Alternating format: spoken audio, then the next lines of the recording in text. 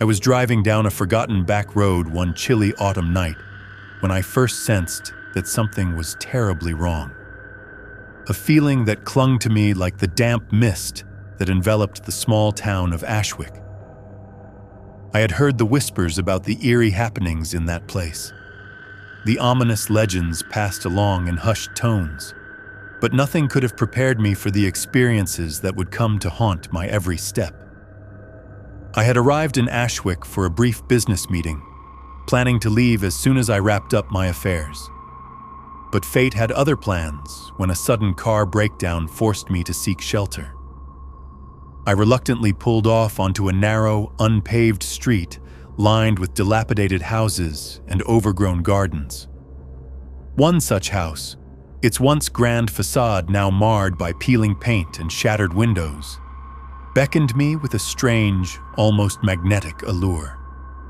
The air itself seemed heavy with history, and as I approached, an unnerving silence blanketed the area.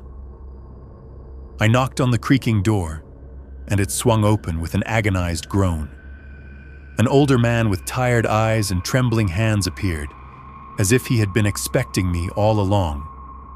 Without a word, he gestured for me to come inside. The interior was dimly lit by weak, flickering bulbs that cast long, distorted shadows upon the walls. He led me to a small sitting room and offered me a cup of lukewarm tea.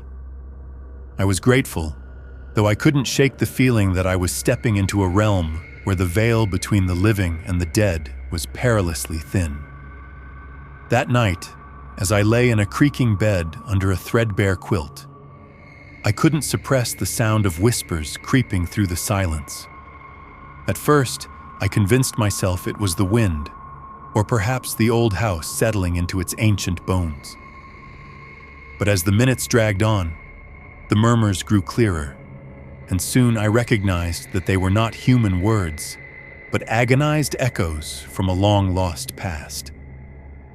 I sat up in my bed, heart pounding, and peered into the dark corners of the room. There, in a shallow pool of shadow, I saw a glimpse of a gaunt face, its eyes burning with sorrow and malice. I bolted out of bed, my breath coming in ragged gasps, and rushed to the door to confront the presence. However, the hallway was empty, and the whispers faded into a cold, foreboding silence. My heart was racing, and I felt as if something unseen was following me, stalking my every move. I never slept that night, huddled in the corner, waiting for whatever ghost from the past would emerge to claim me. The next morning, as dawn timidly broke over Ashwick, I decided to investigate the history of the house. In the local library, I pored over dusty records and faded photographs. I discovered that the house had once belonged to a wealthy family whose fortune mysteriously dwindled after a series of tragic deaths. Rumors had long swirled of an ancient curse, one that bound the spirits of the deceased to the property, forcing them into an eternal limbo of anguish and vengeance. It was said that on moonless nights, their wails echoed through the halls, a spectral warning to anyone daring to intrude.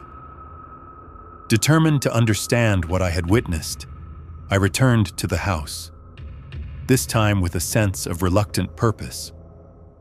I met again with the older man, who revealed himself as Mr. Granger, the sole remaining descendant of the original owners. With a voice quivering between grief and fear, he recounted the family's tragic past, a tale of betrayal, despair, and unholy deals made in desperation. The family had once been respected in Ashwick, but a sequence of misfortunes, including unexplained deaths and inexplicable phenomena, had left them cursed. Mr. Granger confessed that he had been tormented by apparitions ever since he inherited the house, unable to escape the dark legacy that clung to every brick and beam. The more Mr. Granger shared, the more I began to suspect that my car breakdown was no accident. It was the sinister pull of fate drawing me into a realm of restless spirits and unresolved tragedies. As I listened to his every word, I felt the chill of those unseen presences, as if they were whispering secrets of their own. Over the following days, I experienced inexplicable occurrences that defied the realm of logic. Objects moving on their own, fleeting silhouettes in peripheral vision, and an almost unbearable presence that seemed to close in around me in moments of solitude. One stormy evening, as a torrential downpour lashed against the creaking windows of the house, the past and present collided in a terrifying crescendo. I was alone in the living room when the temperature suddenly plummeted and the lights flickered violently. A piercing, mournful wail resonated from the hallway, and I felt compelled to investigate despite every instinct urging me to flee.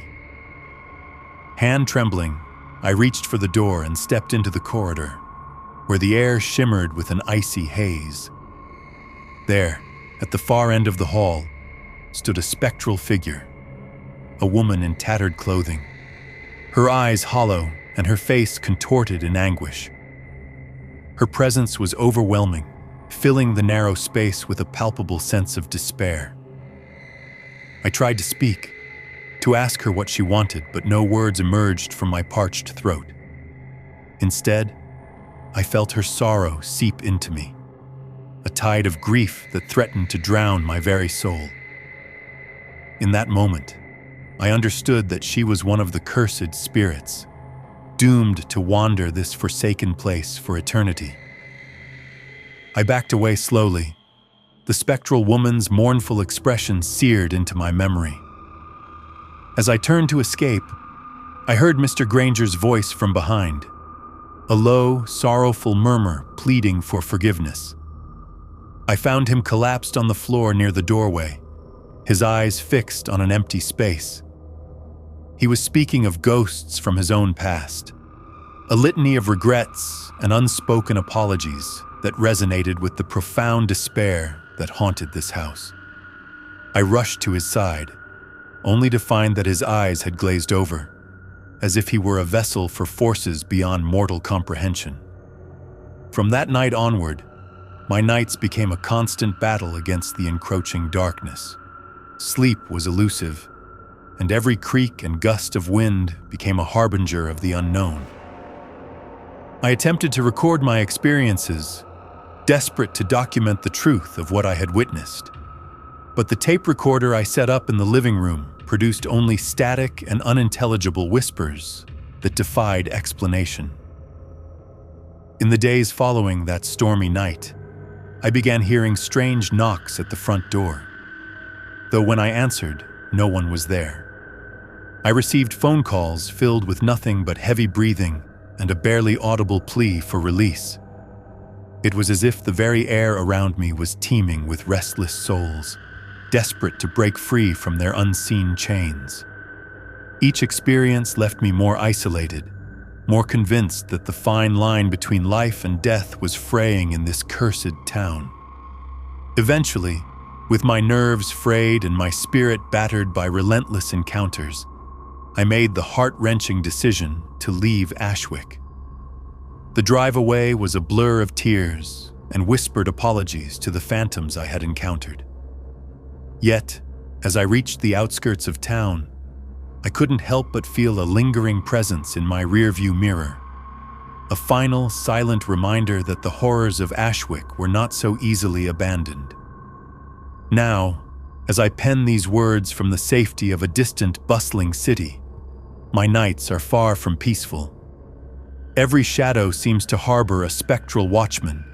Every creak of the floorboards stokes memories of that haunted house.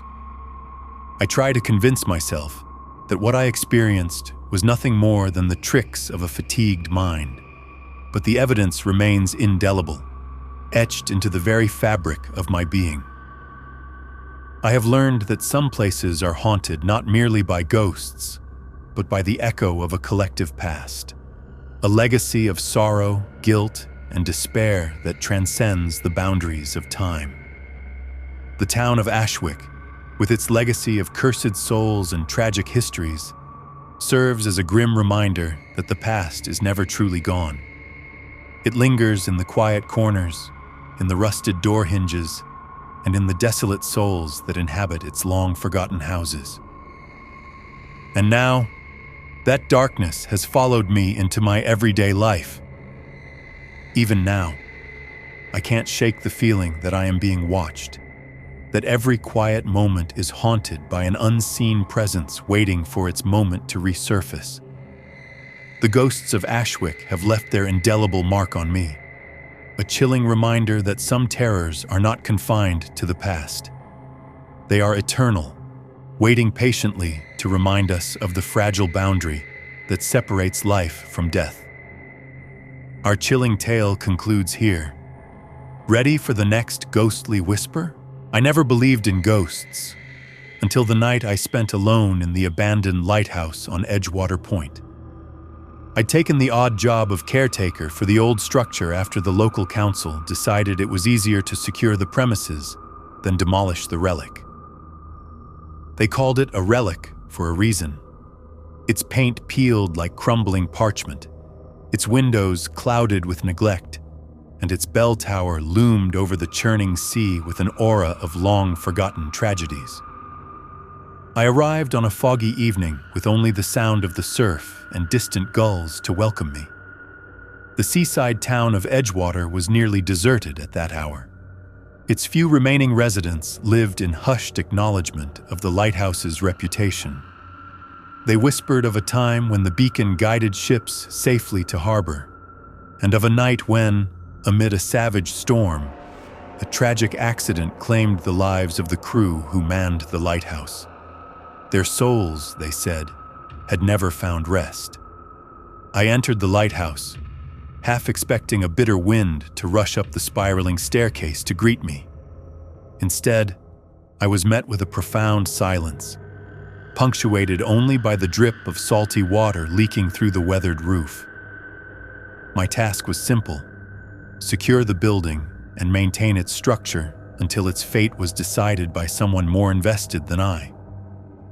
But as I made my way through its narrow corridors, I couldn't shake the feeling that I wasn't truly alone. The first sign of something amiss came as I climbed to the living quarters that overlooked the sea. I had just settled in when I heard a barely audible tolling, like the sound of a distant bell. Confused, I listened closely. The sound was rhythmic, almost like a heartbeat. I dismissed it as a trick of the wind until the sound grew louder and unmistakably real.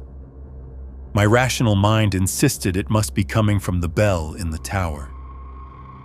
Yet when I ascended to check, I discovered the bell was intact, heavy, and securely locked in its frame.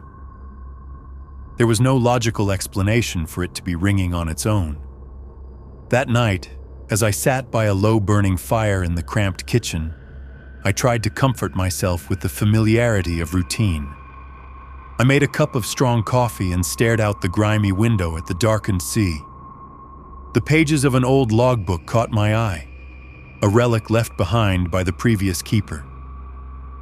Its pages recounted the final nights of a man named Arthur Byrne, who had once tended the lighthouse with a fervor bordering on obsession. His final entry detailed a night when a violent storm had driven a ship too close to the rocky coast, and with it, a flood of despair and remorse that clung to every corner of the lighthouse. The entry ended abruptly, as if Arthur had been interrupted by something he could not control. At midnight, I was awoken by the sound of footsteps echoing down the long, narrow hall. I sat up, heart pounding, convinced they were not my own. With a flashlight in hand and a cautious resolve, I ventured out into the corridor. The beam of my light danced across peeling wallpaper and rusted machinery until it paused on a figure at the far end. A man, in a stained uniform reminiscent of another era, stood silently, his face shadowed by the brim of an old cap. Before I could gather my thoughts or speak a word, he vanished, dissolved into the darkness as if he had never been there at all. I couldn't sleep after that. Every creak of wood, every gust of wind, seemed amplified by the weight of unseen eyes upon me. The next morning, I resolved to uncover the truth behind the disturbances. I spent my day searching through faded records and local newspapers in the small town library. What I unearthed was a series of tragic events, woven together like a tapestry of sorrow and regret. Arthur Byrne had dedicated his life to the lighthouse, viewing it as both sanctuary and prison. His loneliness was mirrored in the endless gray of the sea, and his final act had been one of despair, a desperate plea for salvation that went unanswered. More disturbing were reports from fishermen and townsfolk, sightings of a spectral figure on stormy nights, and the echoing toll of a bell when the ocean was at its fiercest. Armed with this new knowledge, I began to understand that I was not simply a caretaker of crumbling stone and rusting metal. I was witnessing the remnants of a soul unwilling to fade into oblivion, a man whose spirit remained trapped in a cycle of grief and duty. That realization hit me hard during the next storm. Heavy rain beat against the lighthouse's thick glass, and winds howled as if mourning the loss of lives at sea. I sat in the control room, monitoring the flashing lights and the ghostly sound of the bell. Then, through the roar of the storm, a voice emerged, a soft, pleading whisper that seemed to come from nowhere and everywhere all at once. "Help me," it murmured, laden with sorrow.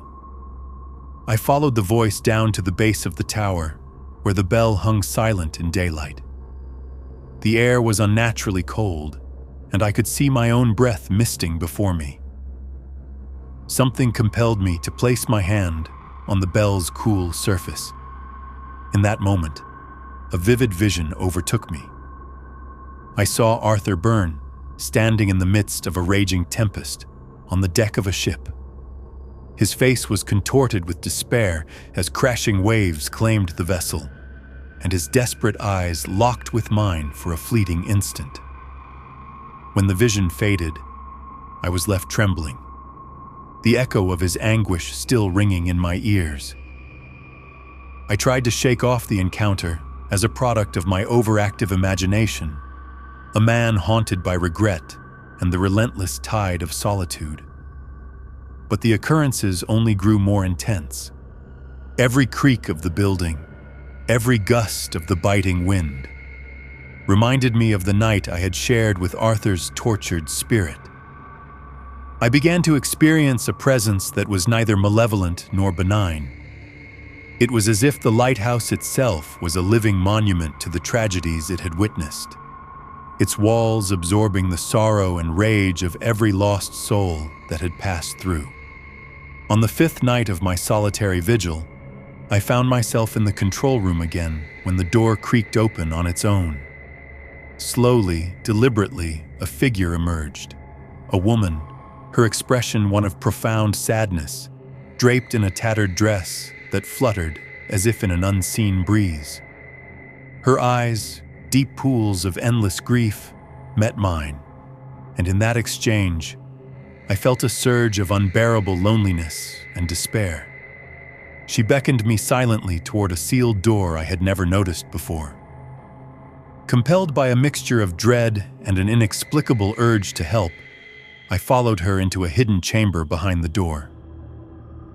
In that cramped, dust-choked space, I found relics of the past, faded photographs, personal diaries, and letters that spoke of love lost and promises broken.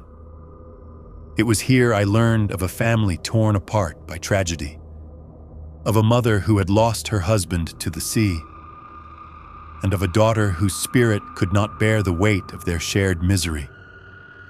The spectral woman was a remnant of that family, cursed to wander the confines of the lighthouse, tethered to the place by grief and memories too potent to release.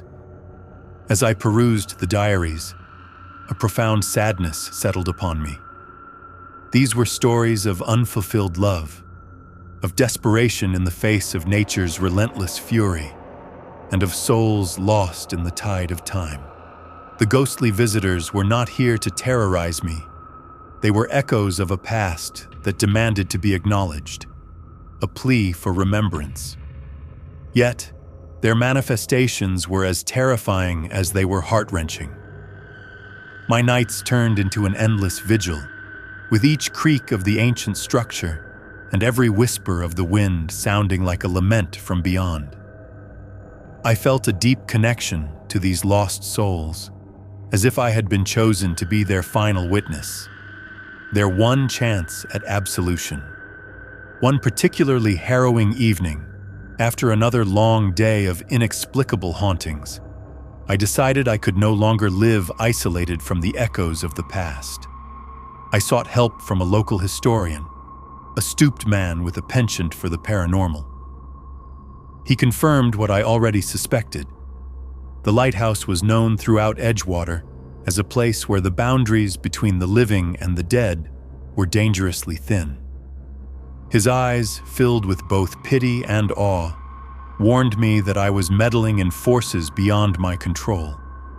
Yet he offered to help me perform a small ritual to honor the departed souls. Reluctantly, I agreed, knowing that the only way to bring lasting peace to the haunted dwelling was to acknowledge the pain of its former inhabitants. Under his guidance, I lit candles at the foot of the lighthouse's steps, and with a solemn prayer, I acknowledged Arthur, the spectral woman, and all the lost souls bound to the old beacon.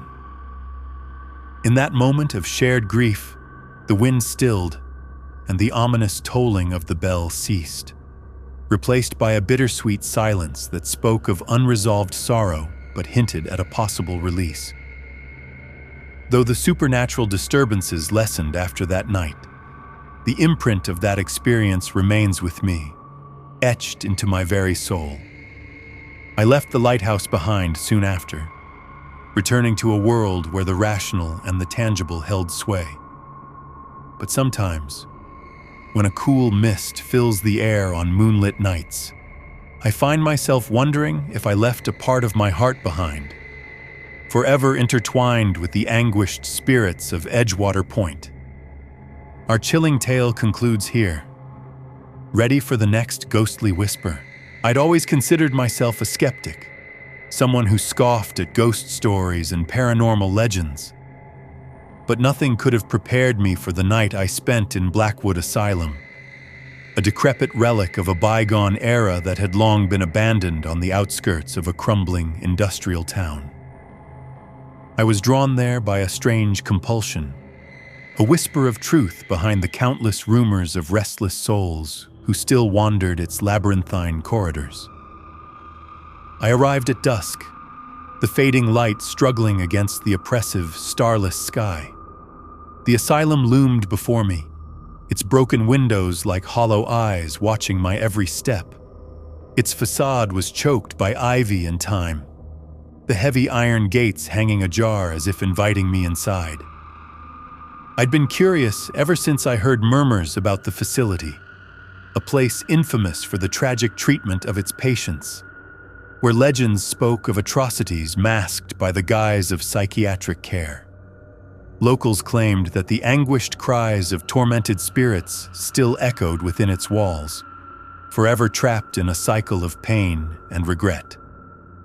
Determined to unearth the truth behind these tales, I stepped through the creaking gate. The night air was icy, and with every step on the gravel path, it felt as though I was treading on memories of despair. I found an entrance through a shattered door, and as I pushed it open, a musty, decay-laden air greeted me. The interior was a vast, shadow-filled network of hallways with peeling, faded wallpaper and rusted metal fixtures that told stories of neglect. I set my flashlight to constant beam mode, a tip from a seasoned paranormal investigator friend, though I never truly believed in such devices. As I made my way down the corridor, Each step resonated like a heartbeat in the silence. At first, nothing happened. Only the distant drip of water and the occasional creak of the aging structure disturbed the quiet. But then, I heard it. A soft, sorrowful whisper that seemed to come from the very walls themselves. A forlorn murmur that sent shivers racing up my spine. At the source of the sound, I found a faded room with a heavy metal door nearly fused to its frame. The air beyond was stagnant, and my flashlight revealed a patient's room frozen in time. A dented bed, a rusted wheelchair, and personal belongings haphazardly left behind as if in a frantic escape. In one corner, an old mirror hung crookedly, its surface marred by age and filth. I couldn't shake the feeling that I was being watched, not by a passerby, but by a presence that lingered in the quiet despair of the room. My heart pounded as I pressed onward, determination mingling with fear. Deeper in the labyrinth of narrow hallways, I came upon a wall lined with old filing cabinets and patient records that had been carelessly scattered. Every record told the tale of a broken life, of patients who had suffered under harsh treatments and isolation. The names, dates, and brief notes were all faded and illegible in parts, yet one name kept reappearing: Eleanor Marks. It appeared in almost every log, as if she had been a constant, an enduring symbol of sorrow. I couldn't help but wonder who Eleanor was and what fate had befallen her. As I read fragments of the records, I began to feel an overwhelming sadness, as if I were absorbing the collective anguish of those who'd perished within these walls. Later that night, as I attempted to rest in one of the larger halls, sleep proved elusive. Every sound, a distant moan, the scuttle of unseen feet, kept me on high alert. Just before midnight, I awoke to a distinct tapping at the end of the corridor. Heart pounding, I grabbed my flashlight and followed the rhythmic sound down a pitch-black hall, the tapping echoing with a persistent, almost deliberate cadence. I turned a corner, and the beam of my light caught a fleeting glimpse of a figure. A woman, her face blurred and indistinct, clad in a tattered gown that billowed as if in an unseen breeze. She stood silently, almost beckoning me forward. When I tried to speak, no words came out, and a chill seized me as I realized she wasn't moving closer, but rather watching. Her eyes filled with an indescribable sadness. The image was gone as suddenly as it had appeared, leaving only the echo of that soft tapping still resonating in the corridor. I retreated to a small, isolated room, my mind racing with questions and a dawning realization that I was not alone in this forsaken place. Determined to understand what I had witnessed, I spent the next few hours poring over the asylum's records that I'd scavenged from the scattered files. I discovered that Eleanor Marks was a patient who had been admitted decades ago for what was described as unmanageable despair. Rumors among the staff had suggested that Eleanor had endured relentless mistreatment, her pleas for help drowned out by the cold indifference of the institution. One final note, hastily scrawled in red ink, mentioned that her spirit was said to have been torn apart by the very walls meant to contain her. The record ended abruptly, as if the person writing it had been overcome with emotion, an emotion that matched the overwhelming sorrow I felt earlier. With this newfound knowledge, every groan of the building felt like a requiem for lost souls. The presence I had encountered seemed to intensify, manifesting in the echoing footsteps in empty halls and the inexplicable chills that crept along my arms. At times I heard whispered pleas for salvation that made my heart ache, a haunting chorus of voices that seemed to plead for a rescue long overdue. Then came the moment that confirmed I had crossed an invisible threshold from curiosity into danger. In the dead of night, while I was reviewing the records once more in a dim, dusty office, an intense cold descended upon me. The door swung open abruptly, though there was no breeze to justify such motion, and the temperature in the room dropped precipitously. I saw, in the shifting shadows cast by my flickering lamp, the figure of Eleanor once more. Her spectral form now fully discernible, her eyes mournful and pleading, as if begging for release from an eternal torment. I stood frozen, paralyzed by fear and sorrow. Eleanor's expression was one of quiet desperation, and her lips moved, silently conveying words I could not hear. In that agonizing moment, I felt a tug at my heart, a force compelling me to do something, anything, to help her find the peace she so desperately craved. I was torn between the instinct to flee and the overwhelming empathy that urged me to acknowledge her suffering. Summoning every ounce of courage, I reached out a trembling hand as if to touch her, to offer solace. But as my fingers neared her form, she recoiled, as though repulsed by a force I couldn't comprehend.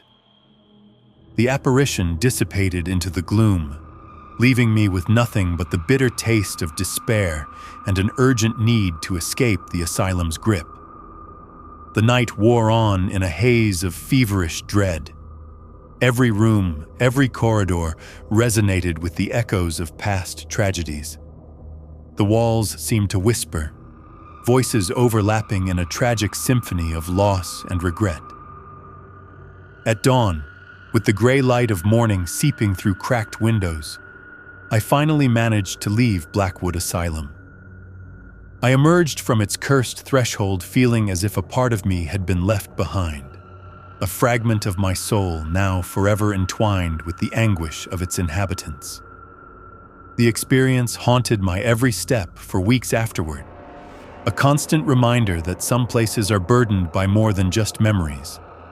They harbor the restless spirits of those who were forgotten, unacknowledged, and ultimately broken by the weight of their despair. Now, in the quiet moments of my daily life far removed from that accursed building, I still sense the lingering presence of Eleanor and the many lost souls of Blackwood. Their voices often echo in dreams, soft but insistent, urging me not to forget their sorrowful tale. Every so often, when the wind is right and the night is eerily quiet, I feel a chill brush against me, a reminder that the asylum's legacy is not confined to a derelict building, but lives on in the hearts of those who dare to remember. Our chilling tale concludes here. Ready for the next ghostly whisper? I never imagined that leaving behind the city for a quiet life in a small town could lead me into a nightmare that would haunt my every waking moment. My name is Michael, and I'm here to recount a true ghost story from a town that wore its history like a curse. I moved to Cedar Hollow in hopes of escaping the chaos of urban life, but what I found was far more terrifying. A past drenched in sorrow and the restless spirits of those long gone. From the moment I arrived, I sensed something off. The streets were lined with antique lampposts that flickered erratically, casting ominous shadows on weathered brick buildings. I rented a modest house on the outskirts of town, a place that once belonged to a family that vanished under mysterious circumstances. Locals avoided discussing its history, their eyes darkening when I mentioned it. Yet curiosity gnawed at me like a persistent whisper, urging me to uncover the secrets of Cedar Hollow. It started on a rainy night. I was alone in my new home, the wind howling outside, when I first heard it. A soft, sorrowful humming coming from the attic. At first, I dismissed it as the sound of the old house settling, but the melody grew clearer and almost human. I ascended the narrow stairs, each creak intensifying my dread.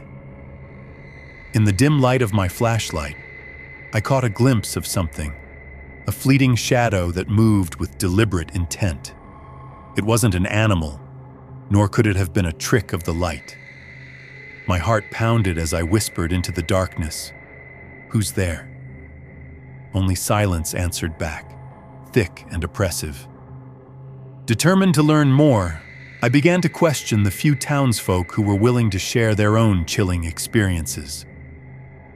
One elderly man, his voice trembling with both fear and sorrow, recounted the story of a young woman who had vanished decades ago. He claimed she roamed the deserted streets, her spirit forever tethered to the tragedy of her untimely death. I listened intently as he described her pale figure drifting through the mist, her eyes filled with sorrow and regret. It sounded like something straight out of a horror film, yet I couldn't shake the feeling that it was a grim reality here. My nights became a montage of terror. I was frequently awoken by unexplained sounds, knocking on windows, whispers in the dead of night, and the unmistakable sound of footsteps pacing the hall when no one else was home. Once, while lying in bed, I felt a sudden chill brush against my neck. I spun around, convinced someone was standing there. But all I saw was the darkness and a lingering, oppressive aura that left me gasping for breath. I would lie awake for hours, staring at the ceiling, wondering if the ghostly presence was watching, waiting for the perfect moment to make itself known. One particularly harrowing night, I decided to confront the haunting. Armed with nothing but a flashlight and my determination, I ventured into the attic. The space was cluttered with relics of the past, old photographs, dusty furniture, and faded letters that spoke of love lost and despair. As I sifted through the remnants, a sudden noise startled me. A door slammed shut at the far end of the attic, echoing with a finality that sent shivers down my spine. I bolted towards the sound, every nerve screaming in protest. There, in a forgotten corner, I found a mirror, its surface smeared with age and neglect. But in its reflection, I saw her, a young woman with tear-stained cheeks, her eyes pleading for salvation. I couldn't move, as if trapped in a trance, her sorrowful gaze etching itself into my soul. Over the following weeks, the apparitions intensified. I'd catch glimpses of figures in peripheral vision, only to find empty rooms when I turned. I started recording these encounters, desperate to capture proof of the paranormal. Every playback was filled with unexplained voices and distant cries, as if the walls themselves were trying to communicate their tragic history. I became obsessed with piecing together the mystery behind the ghostly manifestations, delving into old newspapers and town records.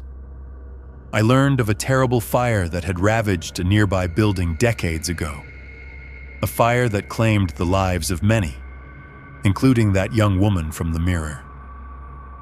Rumors swirled that the fire had been no accident, that a malevolent force had been unleashed that night, forever binding the souls of the victims to the town. My own experiences began to mirror these tragedies. I noticed that every time the clock struck midnight, a palpable shift occurred in the air.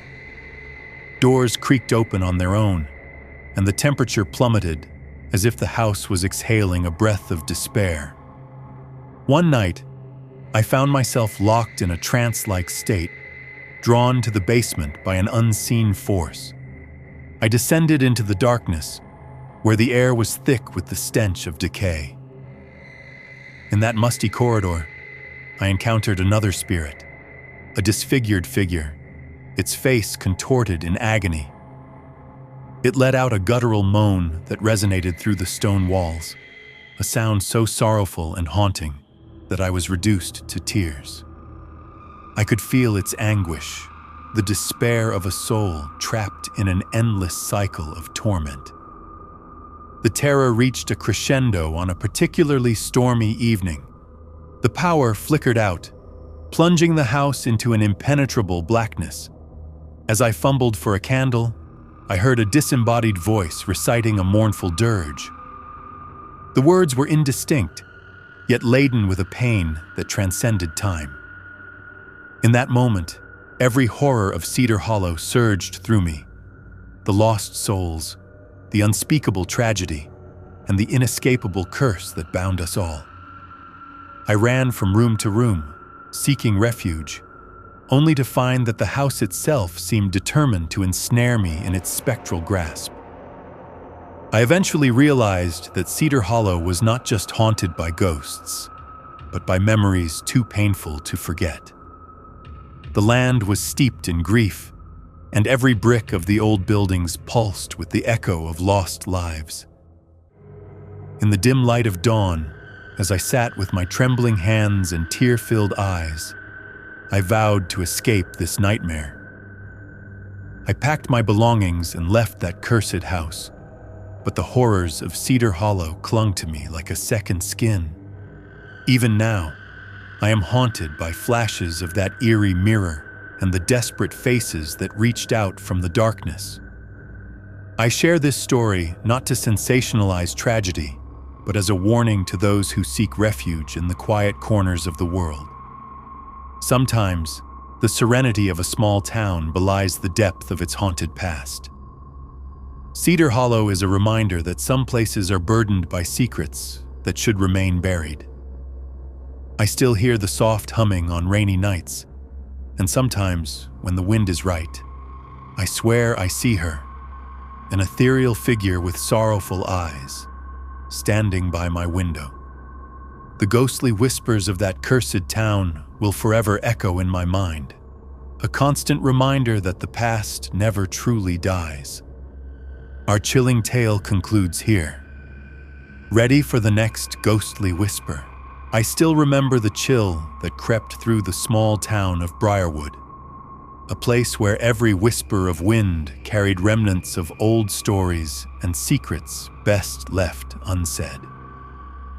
I'm David, and I'm here to share with you my most harrowing encounter, a true ghost story that has haunted my dreams and plagued my waking hours.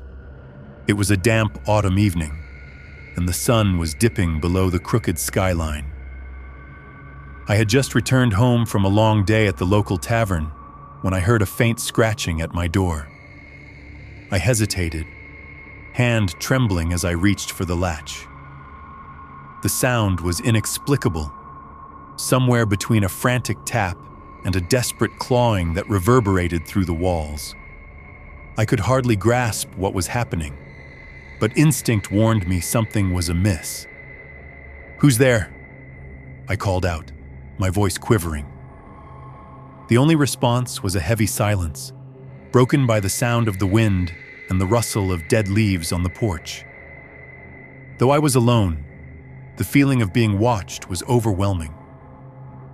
I swung the door open slowly and stepped into the night, heart pounding in tandem with the rhythm of an unseen force. I walked a few steps outside and paused. My eyes darted around, trying to pierce the darkness, and then I saw it. A vague shape in the distance just beyond the flickering light of my porch. The figure was draped in tattered garments, its face obscured by shadows. A cold shiver ran down my spine as I realized it wasn't human. There, in the gloom of the night, an apparition roamed our once peaceful town. I froze as the specter glided silently towards me, its movements eerily graceful. I could barely make out a whisper as it passed, an indistinct murmur that sounded like a desperate plea. "Help me!" The ghostly voice echoed through the silence, carrying with it despair and unfathomable sorrow.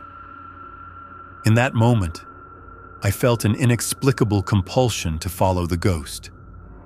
I couldn't explain it. A mixture of terror and sympathy pulled at my soul. I let the apparition lead me down dark, winding roads, away from the familiar comforts of home. Every step I took seemed to reverberate with echoes of long-forgotten memories. Memories of ghostly residents who had once called Briarwood their home. As the night deepened, I found myself at the ruins of the old church. Its boarded-up windows and crumbling stone walls the silent witnesses of a long-buried tragedy. A door swung open as if inviting me in. With no other choice, I stepped through, my instincts both urging caution and pushing forward with a morbid curiosity. Inside, dust motes danced in the fragile beams of moonlight that pierced the broken stained glass windows. The air was thick with the weight of lost souls and unspeakable regrets. In one of the pews, I discovered a faded diary, its pages brittle with age. I sat down and began to read the words penned by a long-gone voice, a confession of guilt, sorrow, and betrayal. The diary detailed the story of Father Jeremiah, a man tormented by his own sins. In an attempt to rid the town of the evil that festered within its heart, he had performed forbidden rituals. Instead, his actions had unleashed a malevolent force upon Briarwood. The diary recounted how townsfolk began disappearing one by one, their souls captured by an unknown darkness. Father Jeremiah's diary ended abruptly, as if he had been interrupted by something terrifying. In that moment, the ghost reappeared behind me. "Listen," it whispered, this time more insistently, its voice resonating with both regret and an urgent command. I turned, my eyes meeting the sorrowful gaze of the spirit. "Why am I here?" I asked, voice trembling with both fear and determination. The ghost reached out with a translucent hand, its touch passing right through me, leaving behind an icy sensation that surged through my veins. The specter then guided me to a hidden chamber beneath the church, a crypt that had long been sealed shut. I couldn't shake the feeling that I was standing at the intersection of the living and the dead, a domain where time had lost all meaning. In that dank underworld, remnants of ancient symbols and artifacts were scattered across the damp floor, each a silent testament to rituals of a forgotten era. Astonished, I watched as the diary in my hand began to glow, its ink rearranging to reveal a message. To break the curse, you must confront the darkness within. I glanced at the ghost, its eyes imploring and desperate, silently urging me into the crypt's depths. The weight of the town's tragic past pressed upon me as I stepped further into that forsaken underworld. A narrow passage led me to a small chamber where a once grand mirror hung on the wall, its surface marred by cracks. I touched the cold glass and was met with a torrent of memories. In fleeting visions, I saw the tormented face of Father Jeremiah and witnessed the dark rituals he had performed.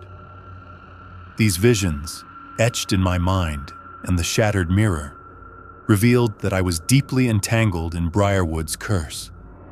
A surge of despair mingled with determination within me. Realizing I could not stand by as Briarwood's malevolence consumed us, I resolved to perform a counter-ritual. With trembling hands, I recited the incantation from the diary, each word echoing in the silent chamber. The walls trembled, and for a moment, the oppressive dark seemed to recoil. A burst of radiant energy filled the room as the cursed mirror shattered into countless shards. In that chaotic instant, anguished specters wailed as if freed from endless torment. But the silence that followed was not peace. The darkness lurked still, a whisper just beyond the reach of fading light. I knew that while I had weakened the curse, I had not vanquished it entirely. Each shattered mirror piece and every echo of a lost soul reminded me that Briarwood's evil lingered in every shadow and abandoned street. The price of courage was clear. To protect the living, one must bear the burden of the past. Emerging from the ruins, I found myself forever changed. Night after night, memories of that encounter resurfaced. The ghost's cold touch, the desperate plea for help, and the sense of an unfinished story. I walk through Briarwood with a heavy heart, ever wary of the silent pleas from its forgotten corners. My experience warns that in a town haunted by history, the past never dies, and darkness always finds a way back. I now bear the scars of that night in body and soul, a testament to Briarwood's relentless curse. Every unexplained sound or fleeting shadow reminds me of that struggle, a struggle that still defines my existence. I share my tale in the hope that you will heed the call to remember and resist the encroaching night. Let my experience serve as both warning and guide, urging all to confront the lingering darkness before it claims another soul. Remember, the night is never truly silent. Our chilling tale concludes here. Ready for the next ghostly whisper? I never imagined that a routine exploration would turn my world into an endless nightmare. My name is Michael, and I still shudder when I recall what happened in the abandoned mining town of Cragwood, deep in the mountains where the cold bite of wind carries the voices of the lost. I had always been drawn to legends and unsolved mysteries, but nothing could have prepared me for what lay hidden in the darkness of those forsaken tunnels. It all began on an overcast autumn afternoon. I had heard rumors about Cragwood ever since I was a child. A once thriving mining hub turned ghost town after a series of inexplicable tragedies. At the heart of those tragedies was an old coal mine known as Blackwell's Shaft, where miners vanished without a trace and strange lights flickered in the gloom of night. Compelled by equal parts curiosity and duty as an investigative journalist, I set out to uncover the truth behind the rumors. The drive up the winding mountain road was treacherous, the landscape a mixture of sharp cliffs and dense, whispering forests. As I pulled into the outskirts of Cragwood, the town greeted me with an eerie silence. Dilapidated wooden buildings and rusted mining carts lay strewn about, relics of a forgotten past. The air was heavy with a sense of desolation, and I could almost feel the piercing stare of unseen observers. Determined to get to the bottom of the mystery, I walked through deserted streets until I reached the imposing iron gates of the old mining facility. The massive structure loomed over the town like a silent sentinel, its darkened windows resembling the empty eyes of a dead giant. I hesitated at the entrance, feeling a chill that wasn't entirely due to the cold breeze. Then, with my heart pounding fiercely, I pushed past the creaking gate and stepped into the belly of the beast. Inside, the corridors were dusty and cold, illuminated only by the weak beam of my flashlight. The walls echoed with my every step, and a strange, musty odor filled the air, a pungent reminder of decay and abandonment. As I delved deeper into the labyrinthine halls, I stumbled upon remnants of personal belongings: a rusted helmet, a tattered uniform, even a small, faded photograph of a group of miners smiling against the backdrop of the shaft. They all seemed to whisper silent stories of hope and despair. I reached what must have once been the administrative office, where a heavy oak desk still stood amid scattered papers and tools. There, inscribed in a diary left behind by a foreman named Harold Blackwell, was a confession that sent shivers down my spine. Harold recounted the panic and terror that had gripped Cragwood when spectral apparitions began appearing among the miners. Some claimed that the souls of those who perished in a catastrophic collapse roamed the tunnels, forever bound to the very earth that had betrayed them. His final entry ended abruptly, as if he had been seized by an unseen force mid-sentence. No sooner had I closed the diary than I heard a distant echo, a rhythmic tap that resonated through the empty halls. I froze. The sound wasn't simply a result of a loose pipe or the creaking of old metal. It had purpose, almost as if it was calling me, urging me to venture further into the heart of the mine. Against my better judgment, I found myself compelled to follow the tapping, drawn into the darkness like a moth to a flame. The narrow passageway leading to the shaft was shrouded in an oppressive darkness that seemed to swallow even the light of my torch. Every step further into the mine intensified the silence, punctuated only by that persistent, measured tapping. The sound grew louder and more insistent, guiding me to a chamber carved out of the rock itself.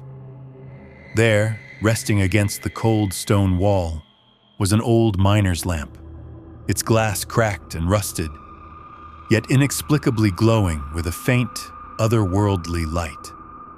As I reached out to touch the lamp, a sudden gust of wind blasted through the corridor, extinguishing my flashlight. I was left in total darkness, save for the eerie glow of the lamp. In that moment, a presence made itself known. I felt it before I saw it, a heavy, crushing sorrow that wrapped around my heart. I sensed the sorrow of countless souls, trapped and tormented in a limbo of eternal regret. Before I could gather my thoughts, a figure emerged from the blackness. It was the apparition of a miner, his face gaunt and eyes hollow, but filled with an overwhelming sadness. He wore the tattered remains of a safety vest and clutched a rusted pickaxe in one translucent hand. The specter's gaze was fixed on me, silently pleading for help, as if desperate to break free from an unending cycle of pain. "Help me." His voice was a mere whisper, barely audible over the clamor of my pounding heart. I stumbled backward, my senses overwhelmed by terror and empathy. The miner's ghost motioned toward an opening in the wall, a narrow crevice that led deeper into the earth. It was as if he was urging me to follow him, to uncover some hidden truth that lay buried far below. Driven by a mixture of curiosity and compassion, I found myself moving toward the crevice. The further I descended, the more the oppressive atmosphere weighed upon me. The oppressive darkness was punctuated by sporadic flashes of light that seemed to materialize from nowhere. There was no escaping the truth that I was intruding on a realm not meant for the living.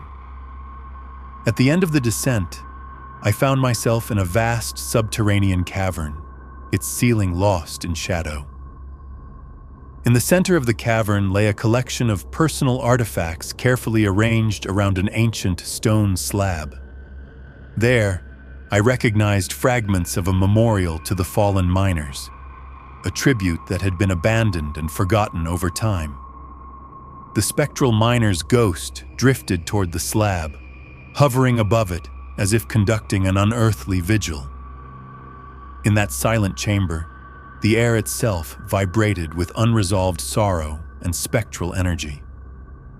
A sudden bone-deep chill swept through me, and I felt as if the eyes of every lost soul in Cragwood were watching my every move. I knew then that I had a choice: flee and never return, or honor these spirits by carrying their stories into the light. In that haunted moment, I made a promise: to bear witness to their anguished cries and to ensure that their names were never forgotten. Clutching the miner's spectral hand, I uttered words of solace and remembrance. "I will not forget you," I promised, my voice trembling with conviction. The apparition's sorrowful eyes seemed to soften, as though my promise offered a glimmer of hope in the darkness. But the mine was not done with me. As I turned to leave the cavern, The stone slab began to vibrate and emit a low, guttural hum, a sound that resonated deep within the marrow of my bones. The cavern walls shimmered with a ghostly light, and from every corner came the faint, mournful strains of voices, too many to identify. I realized that this was the chorus of the lost, a spectral symphony born from pain and centuries-old transgressions. In that surreal moment, I felt a burst of energy surge through me, as if the weight of Cragwood's history was pressing on my soul. The spirits were not merely calling out in sorrow. They were warning, lamenting the unstoppable cycle of greed and exploitation that had doomed them all. Their anguished cries echoed through the cavern, merging into a single heart-wrenching plea for redemption. I left the mine with a heavy burden and a transformed spirit.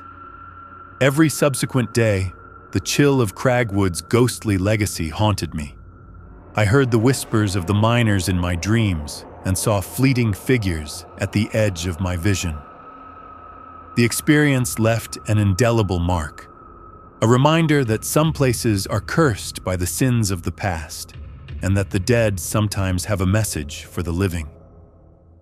Years have passed since that fateful night, yet I can still hear the echo of that miner's voice. Help me. It has become a part of my existence, a somber reminder of the tragedy that befell Cragwood.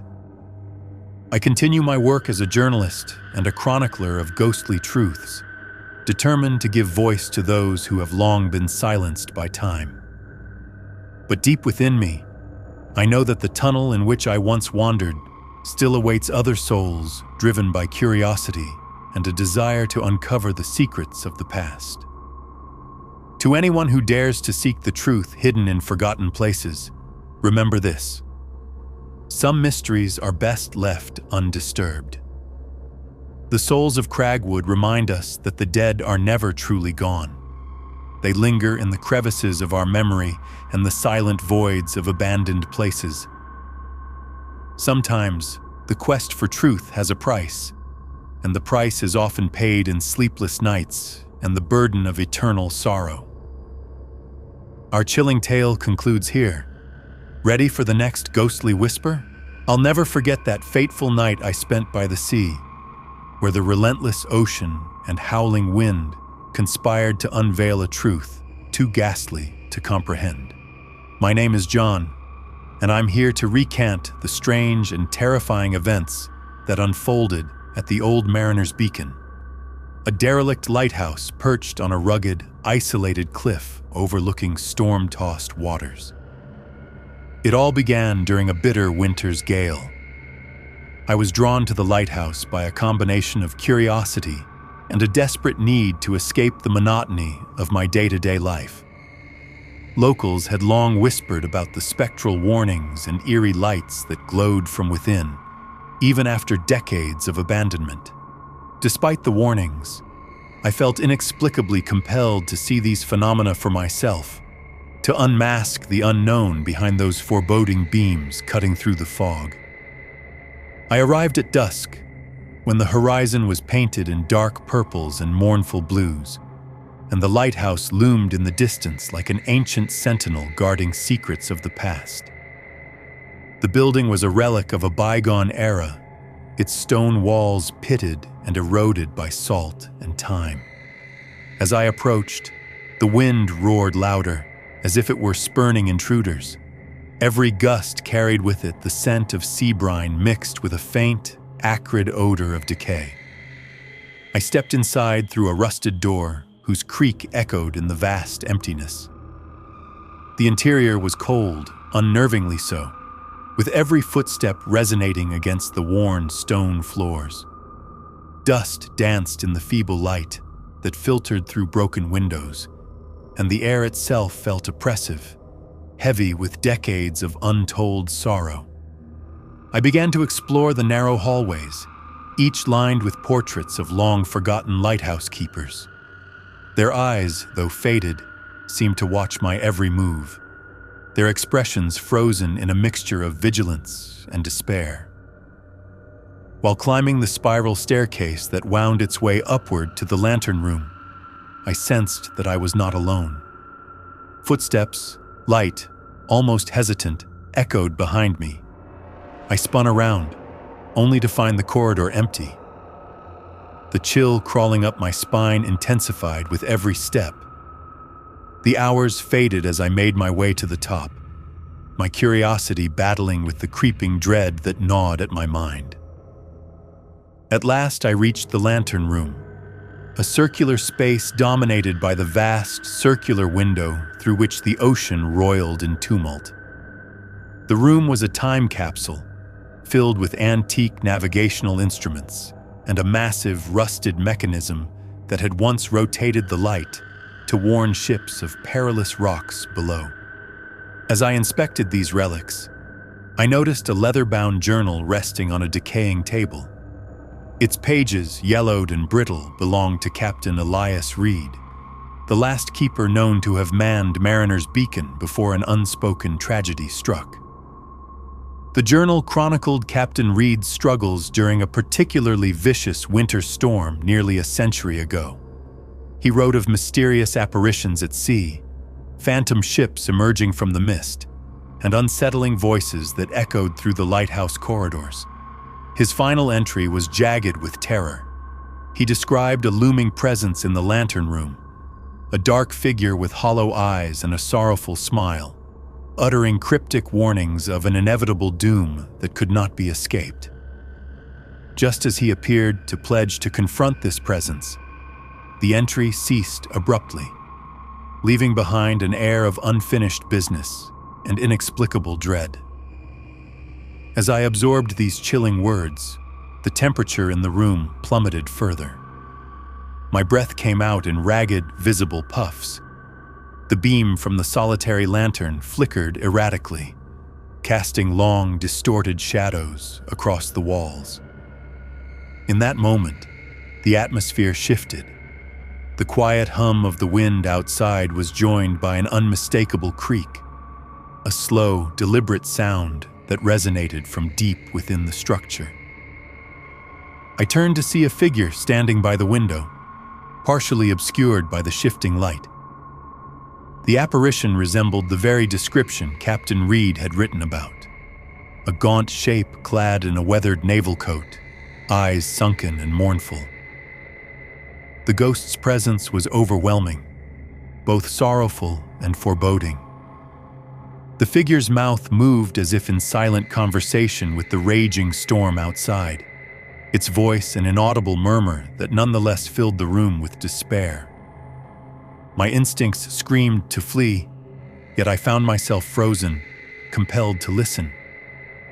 In a voice that trembled as much as it echoed in the hollow chamber, the specter spoke. "The sea claims all, as do the sins of men. You must remember." The words hung in the air like a curse, suffusing me with an unbearable melancholy. Each syllable reverberated with the weight of centuries, echoing the tragic fate of sailors lost to the depths and the keepers left behind to bear witness to their endless lament. Summoning every ounce of courage, I stepped closer to the apparition. With each tentative step, memories not my own began to crowd my mind. Visions of storm-tossed vessels, desperate pleas from drowning souls, and of the lighthouse itself, its light flickering in defiance of the relentless dark. The spirit extended a trembling hand, its form wavering like a mirage in the bleakness. As our hands brushed, I felt a shudder of cold run through my veins, as if the boundary between life and death had momentarily dissolved. In that eerie interlude, time lost all meaning. I perceived fleeting images of Captain Reed, struggling against the fury of the ocean, battling not only the physical tempest, but also the wrath of supernatural forces. I witnessed the tragic night when a ghostly fleet, shrouded in mist and despair, descended upon the lighthouse, claiming the souls of the innocent and damning the keeper's heart to eternal sorrow. The visions were overwhelming, a cascade of emotions that left me breathless and trembling in silent homage to the countless lives shattered by the merciless sea. When the vision receded, I found the apparition had vanished, leaving behind only the echo of its final, mournful warning. With the reality of the experience crashing down upon me, I felt both a profound grief and an urgent responsibility. The journal lay open on the table, its contents now imbued with the spectral presence of its author. I understood then that Captain Reed's voice needed to be heard beyond the confines of the mariner's nightmare, a warning that the ancient sins committed along the shore and at sea still demanded atonement. Determined to honor the tragic legacy of those lost to the sea, I gathered the journal and carefully made my way back down the spiraling staircase. Every step felt laden with the memories of centuries past, the sorrow of the ghostly figures intertwined with the rocky path beneath my feet. When I finally emerged from the lighthouse, the tempest had died to a harsh drizzle, leaving the world eerily quiet and the sea as black as ink under a cloudless sky. I drove away with a heavy heart, the haunting images of that night forever etched into my memory. But even as I returned to the semblance of a normal life, I could never shake the feeling that Mariner's Beacon had entrusted me with its anguished secrets. At night, the whispers of the departed still called to me in the wind, urging me to remember the sorrow of the old captain, the lost sailors, and the unyielding power of a guilt-ridden past. To this day, I carry that responsibility. I have retold the story as faithfully as I can, not to spread fear, but to remind others that some relics of history hold more than just memories. They carry the weight of unatoned wrongs and unhealed wounds. And as long as the sea continues to roar and the wind sings its mournful lullaby, the ghosts of Mariner's Beacon will never truly rest. Their voices echo through the storm, a perpetual reminder that every soul lost to the depths may have left behind a story that the living must one day hear. Our chilling tale concludes here. Ready for the next ghostly whisper? I didn't believe in ghost stories until the night I found myself trapped within the decaying walls of Blackwood Sanitarium. My name is Samuel, and what I'm about to recount is a truth seared into my soul, a horror so palpable it shatters the barrier between the living and the lost. I had long been intrigued by the dark corners of our past, especially the long-forgotten asylum on the outskirts of Greywood, where the whispers of the departed were said to roam. I never imagined that stepping inside that forsaken place would forever change how I view life and death. It was a cold November evening when I first approached the looming structure. Rumors had spread for years about Blackwood Sanitarium, a sprawling complex abandoned after a series of tragic experiments and unspeakable treatments. The building itself was a relic of a more brutal era, its red brick walls and iron-barred windows a silent testament to sorrow and neglect. A heavy fog settled around it, as if nature itself sought to conceal the secrets held within. The air was so still that each step on the cracked pavement echoed like a dying heartbeat. Driven by equal parts professional curiosity and a deep-rooted need to uncover hidden truths, I made my way through the wrought iron gate. The silence was oppressive, broken only by the sound of my boots crunching over shattered glass and debris. As I stepped onto the overgrown courtyard, I could almost feel the eyes of the past watching me from the darkened windows above. I recalled the local legends, tales of tortured souls and inexplicable voices that would lull the night into a disquieting silence. I forced myself to press on, entering through a side door that hung open just enough to invite me in. The foyer was cloaked in darkness, its high ceiling lost in shadow. My flashlight beam trembled along peeling wallpaper and heavy, dust-laden drapes. Every step deeper into the asylum heightened my awareness of a presence lurking just beyond the reach of my light. I couldn't shake the feeling that I was being beckoned by something desperate and sorrowful. I soon found myself in what must have once been the administrative wing, a long corridor lined with closed doors. Some of these doors still bore the faded numbers of patient rooms, each number hinting at stories of madness, torment, and lost humanity. It was then that I began to hear it, a faint, rhythmic tapping echoing from the far end of the hall. The sound was almost like a drumming, deliberate and sorrowful. I hesitated, my heart pounding with the anticipation of discovery and the dread of what might be waiting on the other side. Following that haunting sound, I reached a door marked Room 217. I recall hesitating before slowly turning the tarnished knob. Inside, the room was mostly empty, a single sagging bed in the center, and a small desk with scattered papers. It was in that cluttered mess that I encountered my first true brush with the supernatural. A mirror, cracked in a spiderweb pattern, reflected not only my pale, anxious face, but also a fleeting image of a woman in a faded nurse's uniform, standing in the shadowed corner behind me. For a moment, I was frozen in terror as her eyes, deep and filled with heartbreak, met mine before vanishing into the gloom. Unable to convince myself it was a trick of the light or my imagination, I left the room with a mind heavy with questions. I roamed the hallways, each step resonating with the sorrow of the forgotten. The asylum seemed to pulse with memories of days long gone, hushed voices, desperate wails, and the clamor of a troubled past.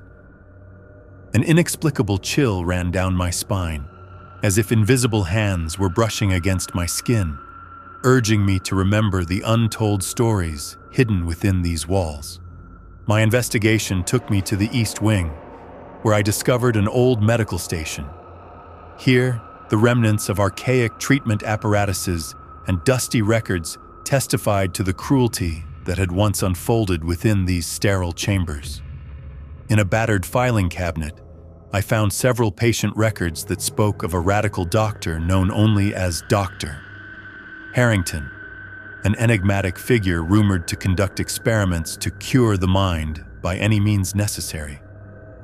The records detailed procedures that defied ethics, each page soaked with the agony of human suffering. I couldn't help but wonder if the unspeakable acts performed here had sealed the fate of not only the patients, but also of the tortured souls that now haunted every corner of Blackwood. As I examined the records, a whisper reached my ears, soft and mournful. "Help. Us." The voice was not my own imagination. It was layered with pain and despair, echoing from the very walls. I turned around slowly, my flashlight darting through the corridor.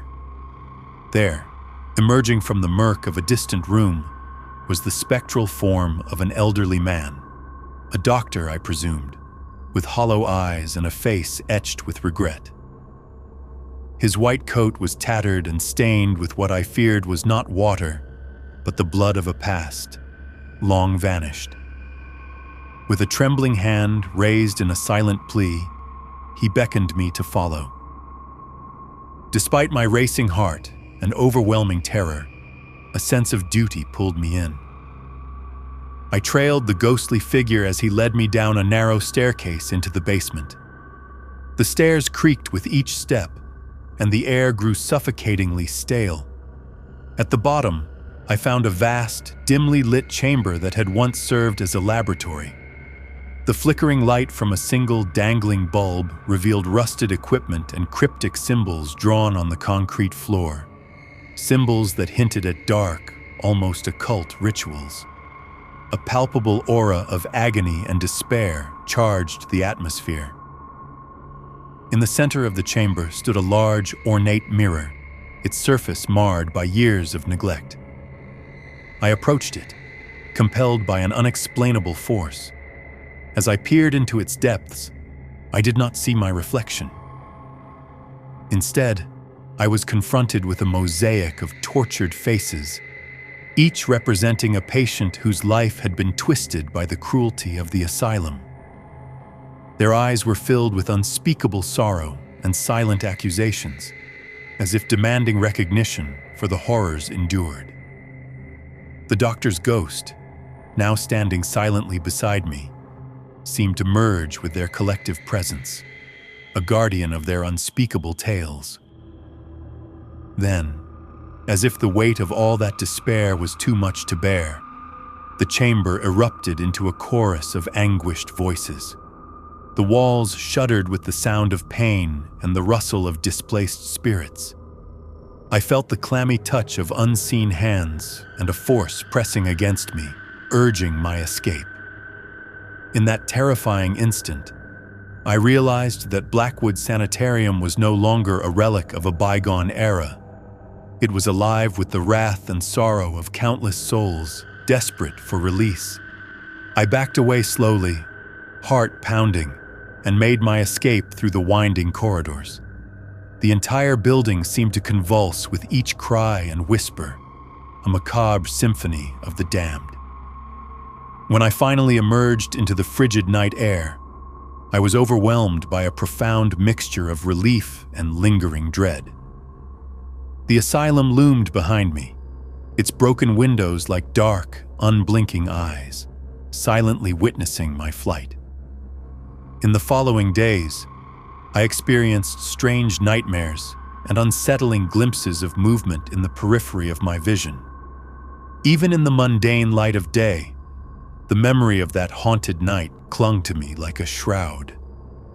I tried to rationalize it as an overactive imagination fueled by the grim legends of Blackwood Sanitarium. Yet every so often, I would catch a glimpse of the spectral nurse or the sorrowful doctor in reflections, or hear the forlorn plea for help echoing in the silence of my home. I now spend countless nights poring over the records and papers I salvaged from the asylum, desperate to piece together the full scope of the atrocities committed there. I write in hopes of giving those lost souls a voice, a chance to be remembered rather than condemned to eternal wandering in the darkness. The images of mutilated dreams and broken lives serve as a chilling reminder that some sins echo far beyond the passage of time. The encounter at Blackwood Sanitarium taught me that some places are cursed by the echoes of their dark past, and that the boundary between our world and the next is tragically thin. The spirits I encountered are not vengeful or malicious. They are the anguished remnants of lives crushed under the weight of despair and unholy experiments. They do not seek to harm, but to remind us that history is not always a collection of mere facts. It is a tapestry woven with the pain of countless souls, pleading for acknowledgement and redemption. Now, whenever night falls and a gust of wind rattles the window, I brace myself for the possibility that they might return. Their faces, etched in the darkness of my memory, serve as an eternal testament to the horrors that can only be found where humanity's cruelty has reigned supreme. I share this true account not as a tale meant solely to terrify, but as a solemn reminder, a warning that there are places and secrets that should remain untouched, lest the past bleed once more into the present. Our chilling tale concludes here. Ready for the next ghostly whisper? I never imagined that a job meant to offer solitude and peace could spiral into a relentless nightmare. My name is David, and I'm here to share a true account of my time as the lone keeper of an ancient lighthouse on Harrington Island, a remote outpost buffeted by tumultuous seas and shrouded in mystery. The story I'm about to recount isn't born from fancy or fiction. It's the lingering terror of nights where the boundary between life and death blurred into a whisper of sorrow and despair. I arrived at the lighthouse on a crisp autumn evening, the chill of the ocean breeze mingling with the promise of isolation. The structure loomed against the fading light, its stone walls worn and etched with the passage of time. I was hired by a local maritime agency to maintain the beacon, a relic that had guided countless ships away from treacherous rocks. They warned me of odd occurrences, of unexplained sounds and strange lights seen from the cliffs, but I dismissed them as local folklore meant to color the harsh solitude of island life. My first night on Harrington Island was deceptively calm. I spent the evening organizing my quarters and inspecting the machinery that powered the light. As midnight neared, the rhythmic crashing of waves against the rocky shore lulled me into a state of drowsy relaxation. Suddenly, a distinct change in the atmosphere seized the air. A dense fog crept in from the sea, swallowing the horizon whole. The beam of the lighthouse wavered, and in that moment, I sensed I was no longer alone. At exactly 12:03 a.m., I heard it. A low, mournful tolling of a bell echoing through the corridors of the lighthouse. A sound that resonated deep within the bones of the ancient structure. I hurried to the lantern room, flashlight in hand, only to find the machinery operating normally, as if the bell had been an echo of memories long past. I dismissed it, attributing the sound to the creaks of an old building, but the uncertainty festered in my mind. Over the next few nights, the atmosphere grew heavier with an inexplicable presence. While inspecting the exterior of the lighthouse during a particularly violent storm, I caught sight of a spectral figure standing at the very edge of the cliff. His form was vague, a flickering silhouette that seemed to be illuminated by the lightning that split the night sky. I approached, heart hammering in my chest, but the figure vanished into the tempest before I could speak a word. In my hand, I felt a chill that wasn't from the rain. Determined to understand the phenomenon, I scoured the historical records stored in the town's archive during a rare visit to the mainland. I discovered that the lighthouse had been built over a century ago and had seen its share of tragedy. One account, in particular, chilled me to the core. The story of Elias Marlowe, the lighthouse keeper who had mysteriously disappeared during a storm in 1924. Some said he had been driven mad by isolation. Others whispered that the sea itself had claimed him. His body was never found, and locals believed his spirit was bound to the lighthouse, forever lamenting his fate. Back on the island, the supernatural occurrences escalated. One night, as I sat in the cramped living quarters, I was abruptly awoken by a series of tapping sounds at my door, a rhythmic, almost desperate knocking that echoed through the wooden frame. I opened the door to find nothing but a swirling mist that obscured the familiar path. In the silence that followed, I could almost hear a voice, pleading in a language I couldn't decipher. That night, sleep was elusive, and every creak of the old floorboards felt like the slow approach of something unseen. My resolve was tested when the boundary between the physical and the spectral seemed to crumble. During a ferocious storm, the lighthouse's light faltered, plunging the island into darkness. I fumbled through the labyrinthine corridors to restore the mechanism when I encountered a presence in the narrow spiral staircase.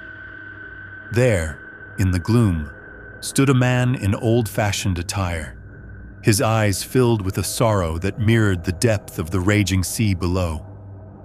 His presence was both ethereal and commanding, as if he was the very soul of the lighthouse incarnate.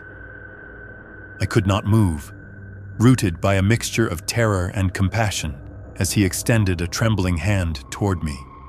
His silent gesture was filled with anguish, and for a long moment, the storm's fury was eclipsed by a profound, unspoken sorrow. The following day, I found remnants of a life that once was, an old journal hidden beneath a loose floorboard in the keeper's quarters. Its pages chronicled Elias Marlowe's descent into despair, how isolation had gnawed at his mind, how the relentless sea had whispered secrets too terrible to bear, and how he ultimately felt compelled to sacrifice himself to calm the relentless fury of the waves. The final entry was a frantic scrawl. "The light calls me home. The sea is my destiny." The words sent shivers down my spine. I now understood that the apparitions were not random hauntings, but the desperate echoes of a man tormented by the weight of his own fate. Night after night, Elias's spirit grew more insistent. I began to see him in fleeting moments, a silhouette in the fog, a pair of sorrowful eyes reflected in the glass of the lantern room. He haunted my every waking moment and intruded upon my sleep with ghostly visits. I recorded these encounters with an old tape recorder, hoping to capture his mournful voice. The playback was filled with the indistinct sounds of whispers and the distant toll of that spectral bell, as if the recording itself was saturated with sorrow. Each revelation eroded my confidence, replacing certainty with a paralyzing dread. One fateful night, as the wind howled like a chorus of lost souls, I resolved to confront the spirit directly. Clutching the journal and the recorder, I ventured into the heart of the storm. The corridors of the lighthouse, usually a maze of creaks and shadows, seemed alive with a presence that pulsed in time with my heartbeat. At the top of the spiral staircase, the lantern room awaited, a sanctum of light that had once guided mariners to safety. As I entered, the temperature plummeted. There, standing before the great, dusty lens, was Elias. The apparition radiated a cold brilliance, and his eyes bore into mine with a profound sadness that spoke of centuries of despair. In that charged silence, I dared to speak. "Elias, what do you want?" My voice was barely a whisper, swallowed by the roar of the tempest outside. His answer came not in words, but in a flood of images and emotions, a montage of memories, the isolation of endless nights, the relentless pursuit of duty, and the crushing guilt of a decision that had doomed him to eternal wandering. The spectral keeper's anguish was palpable, and for a moment, I felt an overwhelming empathy for the tortured soul before me. As the storm subsided, Elias's figure began to dissolve into the light of the rising dawn. I was left alone, trembling and drenched in both rain and sorrow. The events of that night left an indelible mark on me, a realization that some spirits are doomed to linger, caught between regret and duty, unable to rest until their story is finally heard. I eventually completed my term as the keeper, leaving the haunted shores of Harrington Island with memories that continue to haunt me. The lighthouse still stands, its beacon a lonely sentinel against the vast, dark ocean, a constant reminder of the price of isolation and the spectral echoes of a man who lost everything to the unforgiving sea. Even now, when the wind picks up and the waves crash with a relentless fury, I sometimes hear the faint toll of that ghostly bell, a reminder that some souls remain forever tethered to the tragedies of their past. Our chilling tale concludes here. Ready for the next ghostly whisper, I still remember the chill in the autumn air the night it all began. I'm sitting here, alone in the dim light of my living room, compelled to share the truth of what I experienced in that cursed small town. It's not a tale to be taken lightly. It's my own brush with an unspeakable terror that has haunted me ever since. It started with my arrival in that remote town, one that many locals refused to speak of after dark. I had come seeking solace from a broken past, a place to mend my shattered spirit. Little did I know that this quiet settlement held secrets that would scar me for life. On my first night, I took a walk along the lonely main street, unaware that every step brought me closer to the supernatural. I was walking near an old, dilapidated building at the edge of the town when I sensed a presence. It was as if the wind had whispered warnings, carrying voices in a language I didn't understand. My heart pounded in my chest. I tried to brush off the feeling, attributing it to the eerie silence of the deserted street. But deep down, I knew something was terribly wrong. As I passed an abandoned storefront, I caught a glimpse of movement in a foggy window. I stopped dead in my tracks. In the reflection, there was a figure, a man, gaunt and shrouded in darkness, whose eyes seemed to burn with a silent fury. I felt the weight of his gaze, paralyzing me with a terror I'd never known. His spectral form was distorted, as though trapped between life and death, and his presence brought a bitter cold that seeped into my bones. I managed to run, shaking and disoriented, back to the safety of the small motel on the outskirts of town. I barely slept that night, haunted by the visage of that phantom. In the early morning hours, as I sat by the window with a lukewarm cup of coffee, I made up my mind to learn about the town's dark history.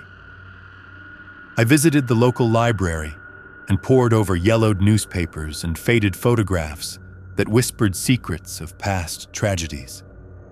I discovered that the town's origins were steeped in sorrow and bloodshed. Decades ago, a bitter feud had led to a series of grisly murders, and many believed that the souls of the wronged still lingered. Locals spoke in hushed tones of a restless spirit, a vengeful figure condemned to wander the streets, seeking justice for a gruesome injustice. The description matched exactly what I had seen that night. The more I learned, the more my dread grew. I started to notice other eerie happenings around town. Late at night, I would hear soft knocks coming from walls in my motel room, rhythmic, insistent. Sometimes I caught fleeting reflections of a gaunt figure in the corner of my eye when I thought I was alone. Doors I was sure were locked would slowly creak open, as if beckoning me to join the eternal wanderers of the town. One particularly stormy evening, I decided to face these terrors head-on. I gathered every ounce of courage and ventured out into the rain-soaked night. I walked toward the abandoned building where I first encountered the ghost. The building, once a bustling gathering place, now stood like a mausoleum of despair. Its windows were shattered, and the door hung loosely on its hinges. Inside, the air was heavy with decay and an unmistakable sense of foreboding. Every step I took on the creaking wooden floorboards echoed in the oppressive silence. As I reached the center of the building, I stopped. A soft murmur filled the air, indistinct yet heart-wrenching. It was as if many voices were crying out in agony, telling tales of betrayal and sorrow. In that moment, I felt a presence behind me. Slowly I turned, and there he was, the ghostly figure from that fateful night, now more vivid and terrifying than ever. He did not speak words, but his eyes communicated a deep-seated anguish and torment. I could see in them the memories of a life cut short, of cruelty endured beyond measure. In a state of shock, I attempted to speak, to ask him what he needed, but no sound came from my throat. He reached out, and I swear I felt a cold hand brush against my skin, sending shivers down my spine. For what seemed like an eternity, we stood locked in a silent exchange of sorrow and fear. Then, as suddenly as he had appeared, the specter vanished into the murk of the shadows. I was left trembling, gasping for breath, with the echo of that encounter reverberating in my mind. Over the next few days, the phenomenon only grew stronger. I experienced dreams that were indistinguishable from memories, visions of violent confrontations and long-forgotten tragedies. I woke to see apparitions standing just beyond the periphery of my vision, their mournful expressions a constant reminder of the lives they had lost. In one particularly vivid dream, I found myself in the midst of a mass gathering at the old town square. The air was thick with despair as dozens of spectral figures surrounded me, each silently conveying their story of sorrow. The ghost I had encountered repeatedly reached out, his eyes pleading for recognition and release from his perpetual torment.